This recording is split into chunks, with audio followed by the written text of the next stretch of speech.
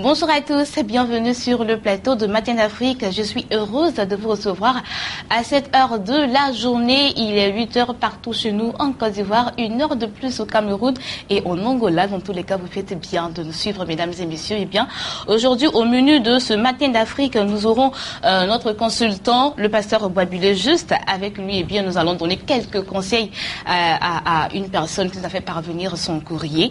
Et là, nous allons partir avec la chronique santé avec notre sœur Zilé Emmanuel. Ensuite, ce sera à vous, nos chers annonceurs dans DCM. Alors, nous allons partir avec ce très beau clip.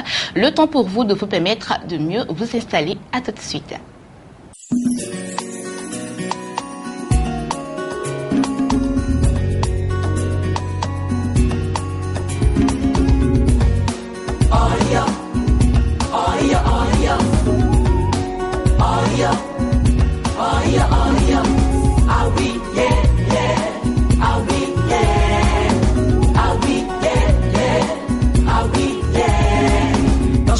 Consulté, j'ai été bien orienté, j'ai obtenu des victoires, tu m'as donné des bonnes idées.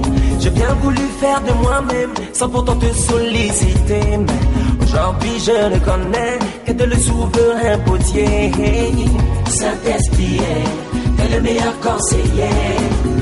Saint-Esprit, t'es le meilleur conseiller.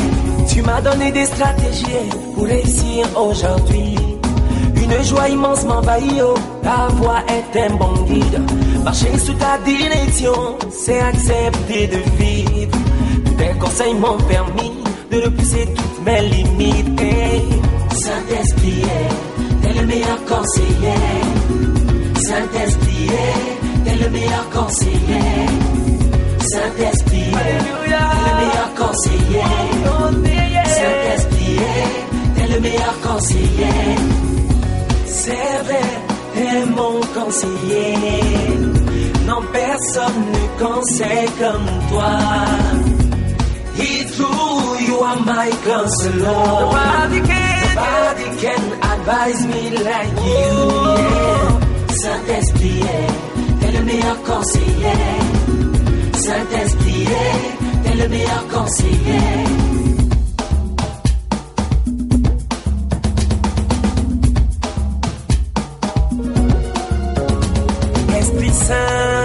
Tous tes conseils me font du bien sur mon chemin. Holy Spirit, all your advices do me well on my way. Oh yeah, oh yeah, I didn't believe oh yeah, oh yeah, I'll be yeah, I'll be yeah. Ah oui, yeah, yeah, ah oui, yeah. Les conseils des hommes connaissent parfois l'échec. J'ai vu quelqu'un pleurer parce qu'il a fait confiance à son frère.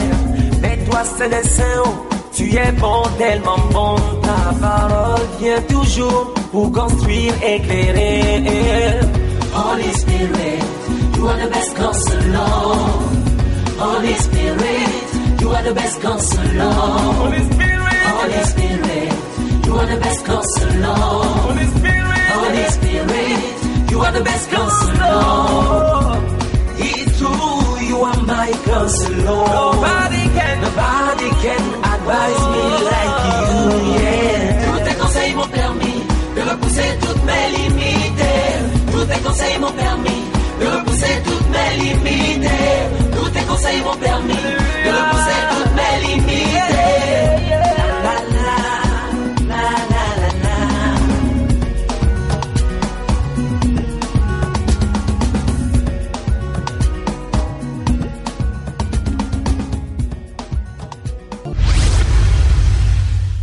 La pensée du jour nous vient du pasteur Sam et il nous dit comme ça: si quelqu'un entend mes paroles et ne les garde point, ce n'est pas moi qui le juge, car je suis venu non pour juger le monde, mais pour sauver le monde.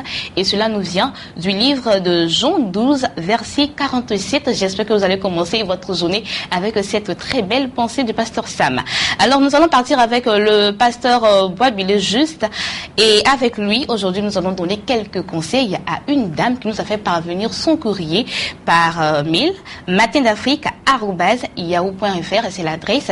Si vous avez quelques soucis et vous voulez nous envoyer votre mail comme l'a fait cette dame, matindafrique@yahoo.fr. Bonjour pasteur. Bonjour Béné. Comment ça va? Ça va.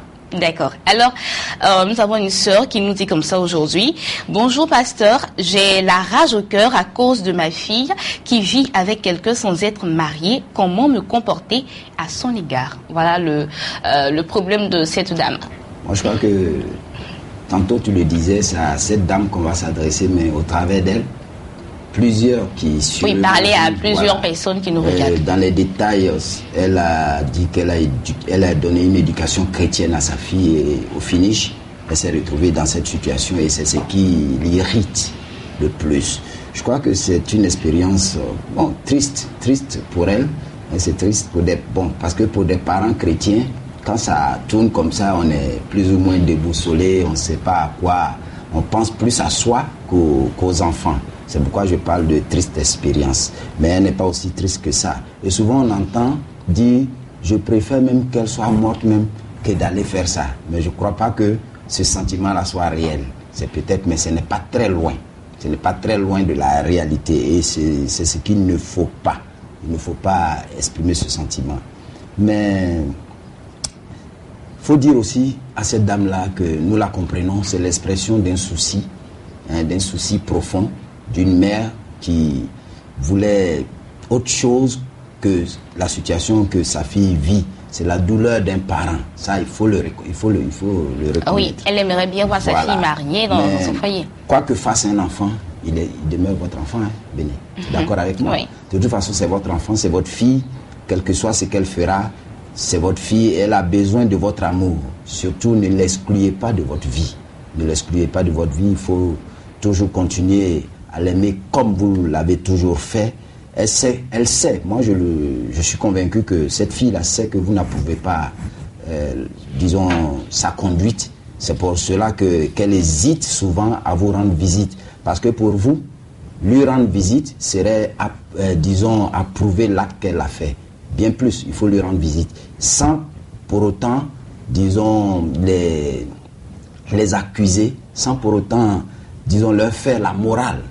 Il faut leur rendre visite. Il faut aussi les accueillir chez soi. Parce que souvent on dit, en plus, elle les laisse venir chez elle. Ça veut dire qu'elle-même, elle est d'accord avec ça. Vous voyez? Donc, il ne faut pas tenir compte de tout ce que les gens diront. C'est votre enfant.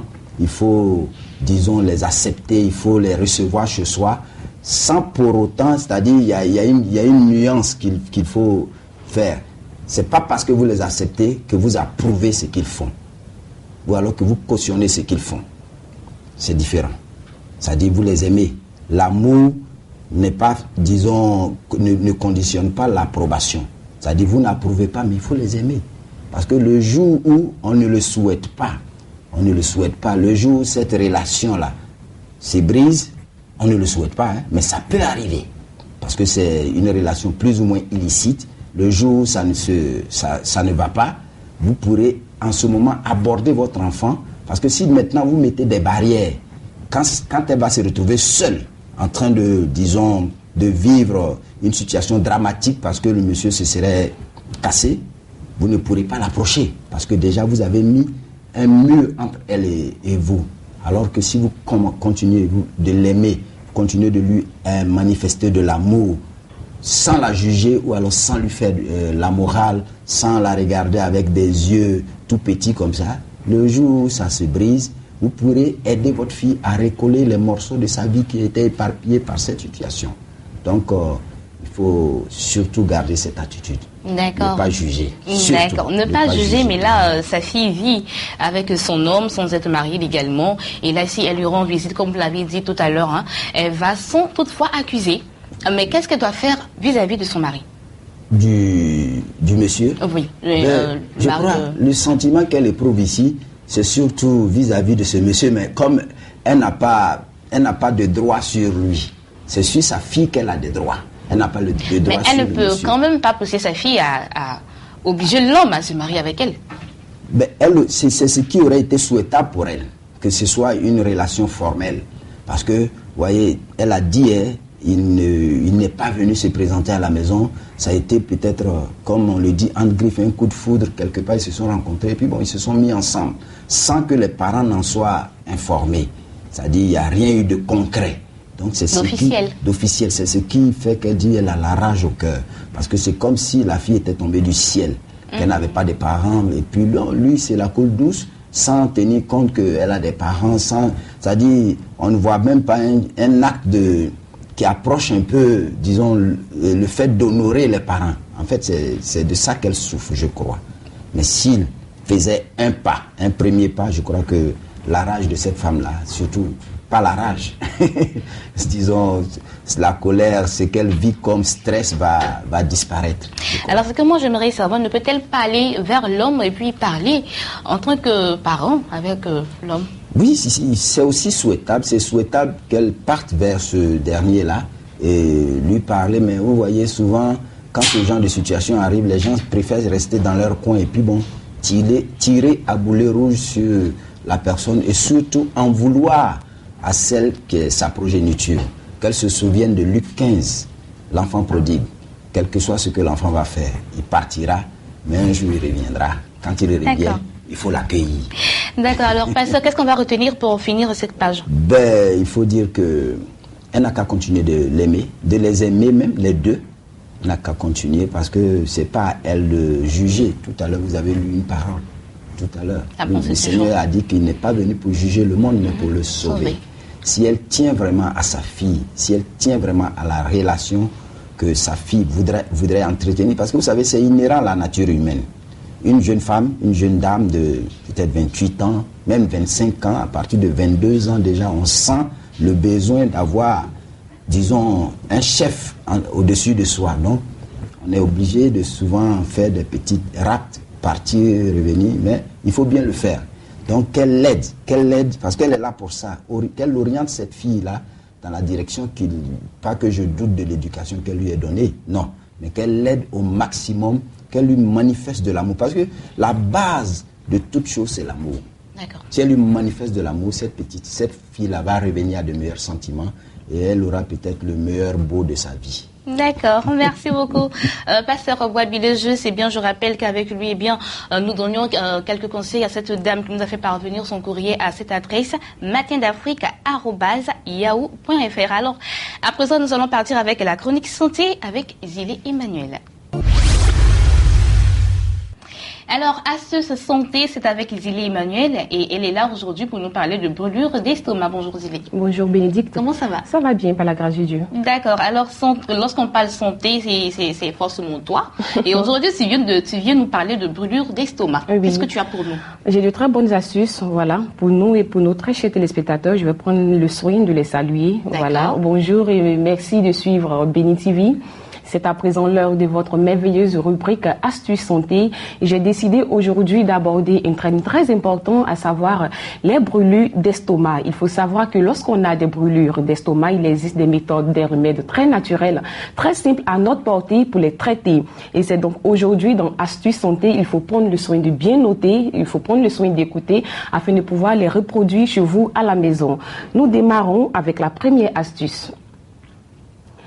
Lorsqu'on a des brûlures d'estomac, il faut prendre une carotte crue, la laver et la manger. Mais attention, le tout se passe dans la mastication. Il faut prendre le soin de bien mâcher la carotte de sorte à obtenir une bouchée pâteuse. Ensuite, avaler, c'est très efficace, c'est simple et c'est naturel. Ça calme tout de suite la brûlure d'estomac. Et c'est moins coûteux. Juste une carotte. Avec 100 francs, avec 75, on peut trouver une carotte. Voilà. En deuxième astuce, on peut aussi choisir de mettre une cuillère à café de farine de maïs dans un fond de verre d'eau froide. Bien mélanger le tout et boire ensuite. C'est simple, rapide et c'est efficace.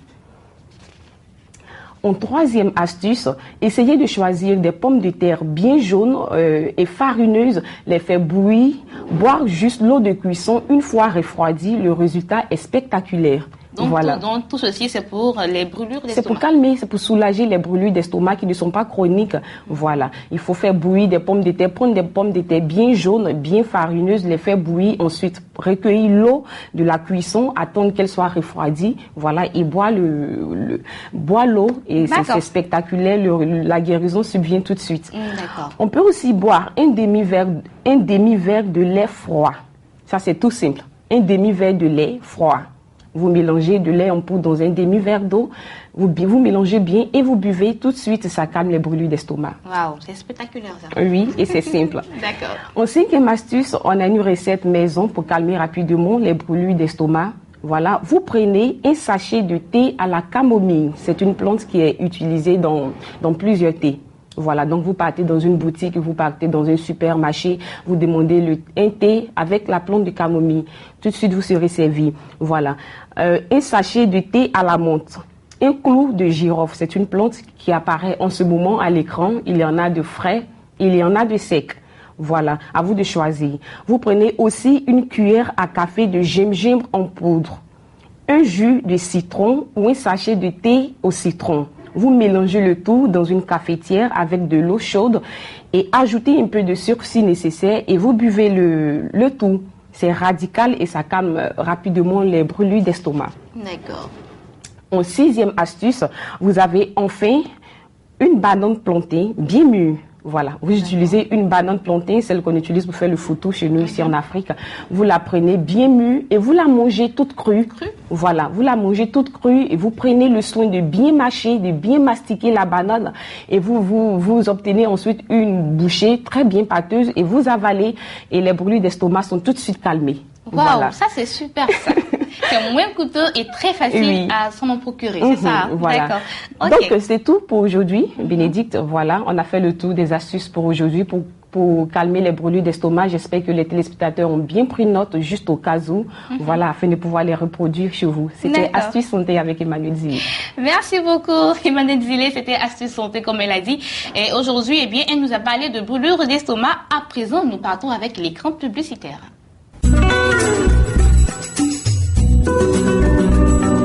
Écran publicitaire, aujourd'hui nous commençons avec le révérend Serge Niebo. Il est sur notre plateau pour nous parler d'une grande veillée de prière qui aura lieu à Koumassi. Bonjour révérend. Bonjour Bénédicte. Comment ça va? Ça va par la grâce de Dieu. D'accord, alors veillée de prière à Koumassi, comment cela va se passer?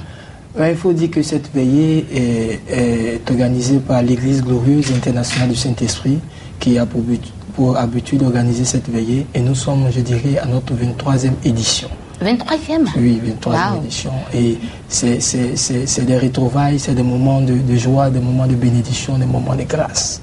Donc, tous ceux qui sont au niveau de Koumassi, au niveau de la CICOJ, savent de quoi on parle et à chaque événement, ils sont présents pour participer à cette grande fête. D'accord. Et comment cela va se dérouler? Et cette veillée aura lieu le vendredi, c'est-à-dire aujourd'hui, 9 janvier, de 20h à l'aube.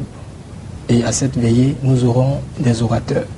Nous aurons l'apôtre Dao Suleiman, un homme de révélation, un homme de la parole. Je pense qu'il fait partie des meilleurs prédicateurs de sa génération.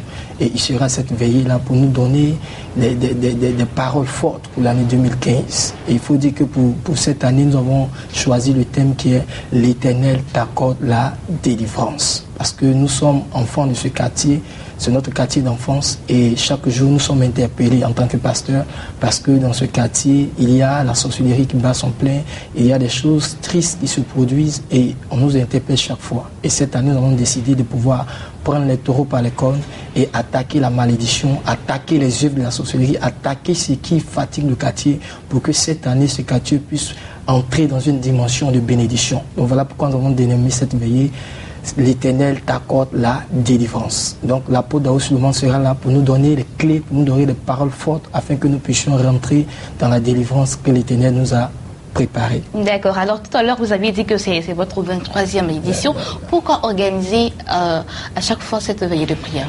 nous organisons cette veillée de prière à chaque fois pour permettre à ce quartier-là d'être béni, de bénéficier de la grâce de Dieu. Il faut dire que c'est notre quartier d'enfance, un quartier où nous sommes nés, nous avons grandi et nous avons reçu quelque chose de Dieu. On dit la charité bien nous donner commence par soi-même et nous avons voulu que cela se fasse afin que nos parents, nos amis, nos familles puissent bénéficier de la grâce de Dieu que Dieu nous a donné. Donc c'est pourquoi depuis ce temps, nous faisons ces veillées pour bénir le quartier, pour prier pour le quartier, pour prier pour les familles. D'accord, alors vous allez lancer votre dernier appel et les contacts.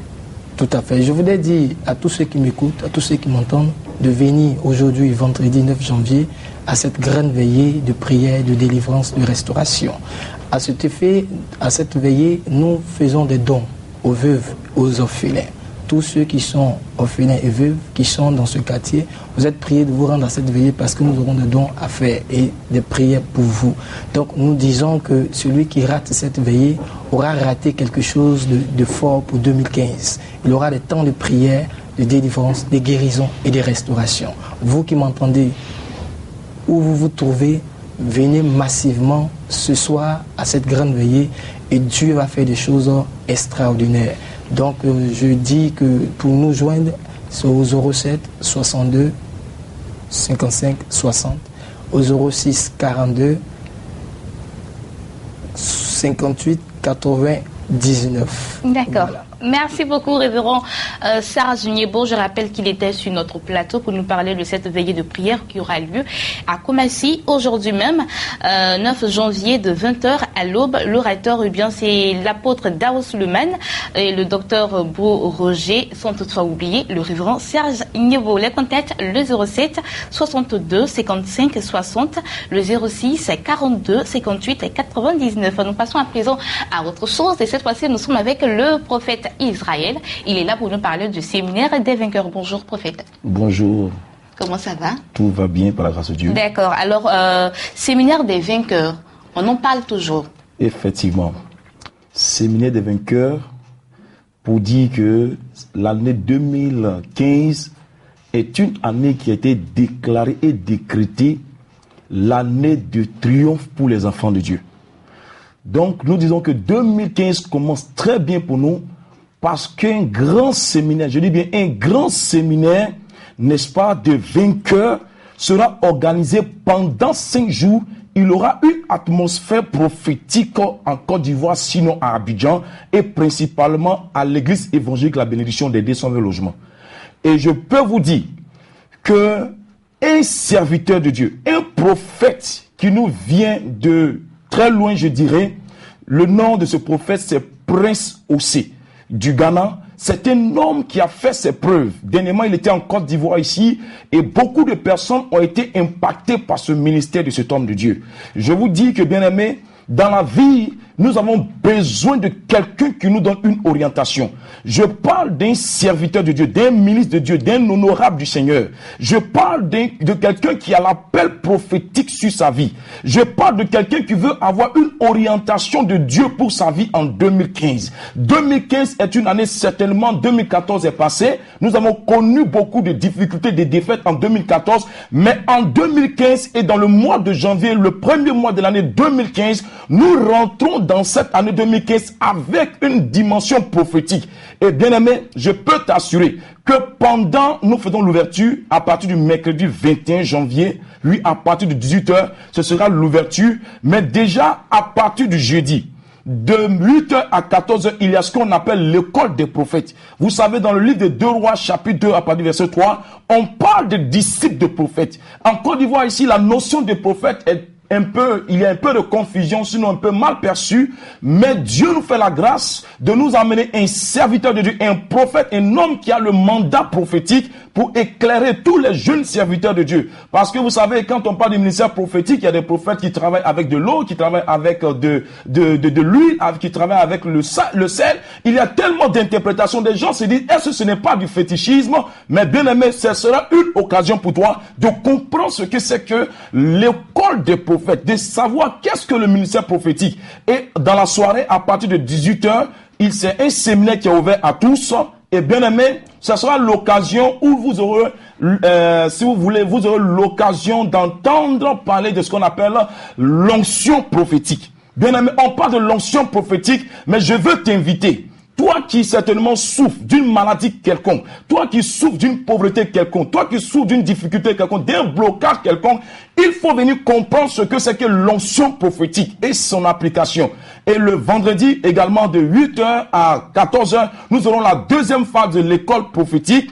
Et bien aimé, nous allons terminer bien aimé, le vendredi à partir de 18h, de 21h, à l'aube, une grande veillée de prière avec l'homme de Dieu. Vous savez, quand on parle du ministère prophétique, il y a la phase de la prédication et il y a la phase pratique du ministère prophétique. Et ce temps-là, ce jour-là, je peux te garantir que, comme dans le livre de 2 Rois chapitre 7, vous allez voir cette femme qui, n'est-ce pas, a reçu la visite de l'homme de Dieu qu'on appelle Élisée. Bien aimé, il y avait de la richesse dans la maison de cette femme, mais cette femme ne savait pas qu'il y avait de la richesse dans sa maison.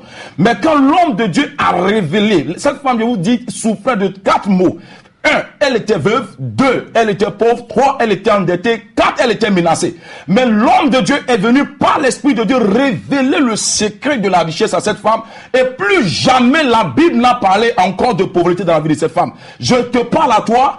Si tu entends ce message, ne reste pas à la maison. Je parle de toi, serviteur de Dieu. Je parle de toi, ministre de Dieu. Je parle de toi qui veux une révélation de Dieu sur ta vie pour l'année 2015. Viens à ce programme. Quelque chose va se passer dans ta vie. Et excusez-moi, il y a encore certainement un moment spécial pour les hommes d'affaires le samedi à partir de 14h. Et temps spécial, ce que nous appelons l'onction pour les affaires. Bien aimé, dans la vie, il y a des secrets. Si tu n'as pas de secrets, tu ne peux pas réussir. C'est pourquoi nous voulons appeler et inviter, sinon tous les hommes d'affaires à ce programme spécial. Venez nombreux. Vous qui faites les affaires, vous qui êtes des hommes d'affaires chrétiens, vous qui êtes dans les églises, ne restez pas à la maison. Venez à ce programme à partir de 14h. Je dis bien samedi à partir de 14h. C'est un moment spécial où le secret des affaires vous sera révélé. Alléluia. On va terminer avec les oui, on va terminer avec le comptable, mais excusez-moi, je finis. Et le dimanche pour finir, il y aura une rencontre spéciale avec le prophète. Bien aimé, vous savez, il y a des choses que le prophète peut dire à tout le monde. Et il y a des choses que le prophète dit en particulier. Comme cette femme samaritaine qui a rencontré Jésus, mais lorsque dans le côte à côte, c'est-à-dire dans le contact personnel avec Jésus, elle a reçu une parole, la vie de cette femme a totalement changé. C'est la même chose pour Nicodème. Et bien aimé, le prophète aura une occasion pour que tu puisses échanger avec lui, une consultation si vous voulez, et tu auras, n'est-ce pas, l'orientation, n'est-ce pas, de Dieu, du plan de Dieu pour ta vie en 2015. D'accord, les contacts? Les contacts, vous pouvez voir au bas de l'écran tout ce qui les numéros qui s'affichent, vous les relevez, vous appelez, vous aurez tout ce qu'il y a comme information et renseignements. Dieu vous bénisse. Merci beaucoup, prophète Israël. Il était sur notre plateau pour nous parler du séminaire des vainqueurs. Les contacts, je le rappelle, le 58 79 72 06, le 06 88 86 56. C'est ici qu'on se dit au revoir. J'ai été très heureuse d'être avec vous en ce jour. Je vous souhaite de passer une très bonne fin de semaine. On se dit à lundi et que Dieu vous bénisse.